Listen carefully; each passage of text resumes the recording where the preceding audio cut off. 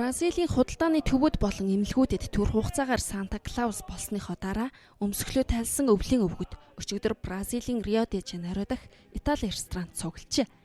Рио хотын Санта Клаусын сургуулийг 30 хүн төгссөн байна.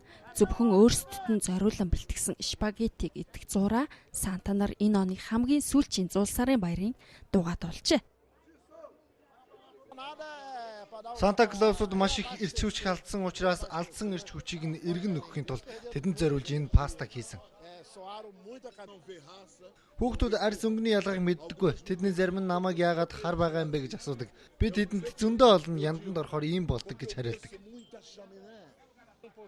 Би энэ сахлаа хэвээр нь байлгамаар байгаа учраас баг зэрэг засуулж байна.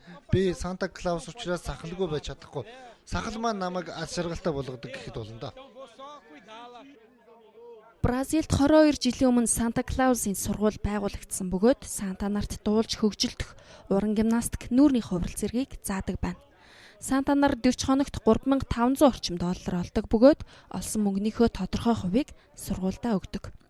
Эдгээр Санта нарын хинэн ч хиймэл сахал зүгээгүйгээрээ онцлогтой.